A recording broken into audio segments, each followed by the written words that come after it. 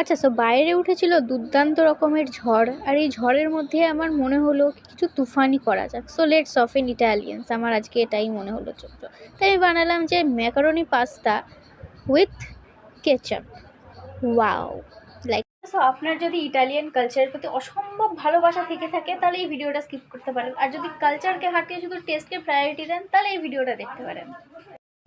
আচ্ছা চলুন, তো ডিসক্লেমারের পর পাস্তা বানানো যাক। তো পাস্তা বানানোর জন্য প্রথমেই আপনাকে ফ্রাই প্যানে ঠিক যতটা তেল আপনার হার্ট সহ্য করতে পারবে ঠিক ততটাই তেল দেবেন, বেশি তেল দেবেন না যাতে হাটফাট বন্ধ হয়ে যায়। তারপরে ফ্রাই প্যানে খুব সুন্দর করে তেলটাকে গড়িয়ে নিন। তারপরে এই তেলের মধ্যে একে একে দিয়ে দেবেন পেঁয়াজ কুচি ভালো করে দিয়ে দেবেন। তারপরে পেঁয়াজ কুচিটাকে ভালো করে একটুখানি নাড়াচাড়া করে নেবেন। এই অ্যাট দিস পয়েন্ট আরও অনেকে অফেন্ড হবে কারণ আমি স্টিলের খুন্তি ইউজ করছি ফ্রাই প্যানের ওপর। ঠিক আছে, চলো কি আর করা যাবে ভাই। এই ভিডিওটা দেখে কতজন কিভাবে অফেন্ড হবে আমি নিজেও জানি না, বাট চলতা হ্যায়। আচ্ছা, তো তারপর পেঁয়াজটা একটু ভাজা ভাজা হয়ে গেলে তার মধ্যে কেচাপ দিয়ে দিন, যেটা মেন ইনগ্রিডিয়েন্ট। যত পারবেন কেচাপ দেবেন, কোনো লিমিটেশন নেই, পুরো আপনার স্বাদ মতো ব্যাপার স্যাপার।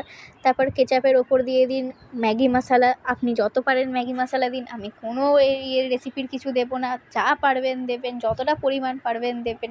তারপরে ম্যাগি মশলা দিয়ে দেওয়ার পর নুন দিয়ে দিন, কারণ নুনটা অফকোর্স ম্যান্ডেটরি জিনিসপত্র।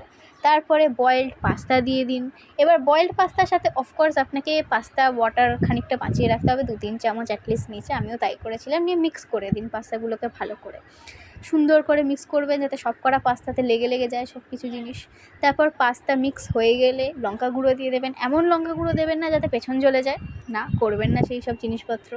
তারপরে লঙ্কা গুঁড়ো মিক্স করা হয়ে গেলে আরও একটা মেন ইনগ্রেডিয়েন্ট চিজ, ভরে ভরে চিজ দিন, যত পারবেন চিজ দিন, চিজই একেবারে বানিয়ে দিন জিনিসপত্রকে। আমার ক্যামেরা এখানে পড়ে যাচ্ছিলো, বাট ঠিক আছে। চিজটাকে ভালো করে মিক্স করে নেওয়ার পর দেখতে পাবেন এরকম একটা খিচুড়ি মার্কা জিনিস তৈরি হয়েছে, কিন্তু টেস্ট ভালো, টেস্ট মোটামুটি ভালো। আপনি বানিয়ে দেখবেন একবার, খুবই ভালো টেস্ট, খাওয়ার যোগ্য অফকোর্স। আর এখানে আমি দেখাচ্ছি যে কীরকম একটা খিচুড়ি মার্কা জিনিস তৈরি হয়েছে। আর এখানে গার্নিশ, একটা ধনেপাতা গার্নিশ করে পাস্তা রেডি। দেখতে খুব একটা ভালো না হলেও খেতে কিন্তু ভালো ছিল। ঠিক আছে, লাইক অ্যান্ড সাবস্ক্রাইব করে দিয়ে যাবেন ভিডিওটা যদি দেখেই নিয়েছেন এতটা।